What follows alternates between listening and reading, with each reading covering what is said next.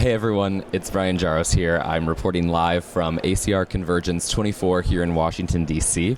Today I'll be telling you about abstract number 1756. Now this is an abstract that's being presented with the ankylosing spondylitis therapy group. It's out of a group from Europe, and their question is really interesting. They're looking to see whether patients who were previously exposed to TNF therapy had longer times to remission when they used another TNF inhibitor or an IL-17 inhibitor compared to those that had never been on TNF treatment before. And in order to do this, they had a very clever design where they used a bunch of registries from across Europe in order to really gather a strong pool of patients to help answer this question. And I think this is a really important question to ask because our most recent guidelines out of EULAR and ASAS suggest that after failing NSAIDs, either TNF inhibitors or IL-17 inhibitors, in addition to JAK inhibitors, may be used for refractory symptoms, not providing specific guidance whether TNFs are preferred first or IL-17 agents are preferred first, owing to a lack of head-to-head data about these agents. And so this study might be interesting to tell us a little bit more about patients who fail TNF inhibitors first line, whether it's beneficial to class switch and go to a different agent like IL-17 or to stick with the TNFs. So let's get into the data of the study. So as I mentioned, they used about 13 registries. They excluded patients who had been on other biologics besides TNF inhibitors or IL-17 inhibitors. And their primary outcomes were the time it took for the patient to achieve low disease activity, or I'll refer to it as LDA. And they defined this as an axSpA disease activity score of less than 2.1.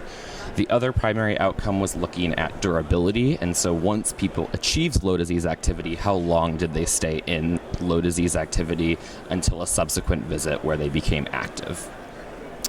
So in total, they had over 15,000 patients who initiated TNF inhibitors and over 2,000 patients who initiated IL-17 agents, largely with similar baseline characteristics between the groups, although with more biologically naive patients in the TNF group.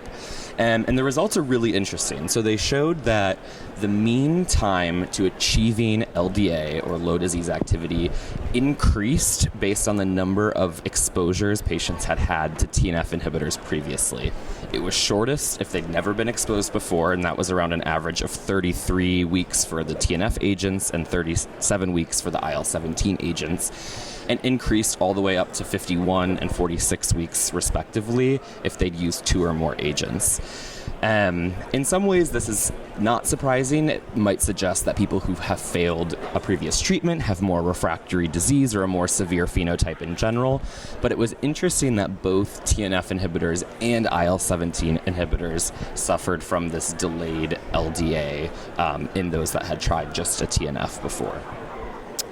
Now, the other outcome that I mentioned was the duration of the low disease activity, so how long it actually lasted once they achieved.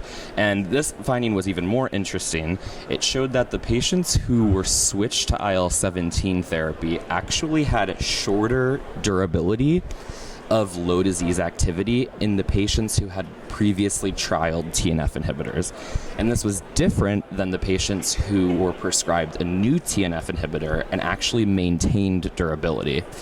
And I thought this was quite surprising. Oftentimes we think about patients failing agents and the idea of class switching, which is, switching to an agent that has a different mechanism with the idea of trying to target inflammation, trying to target different disease from a different way.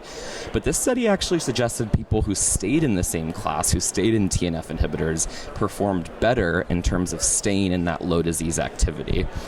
So in some ways, this gives us a little bit of insight into, maybe using additional TNF inhibitors before switching to IL-17s. But I think it also is one of those studies that actually raises more questions than maybe it gives answers.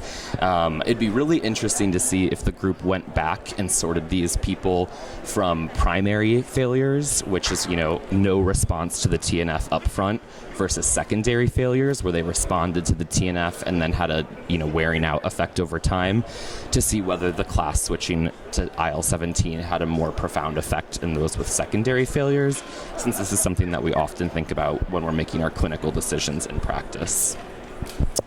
That's all I have for you today. Tune into Room Now for more.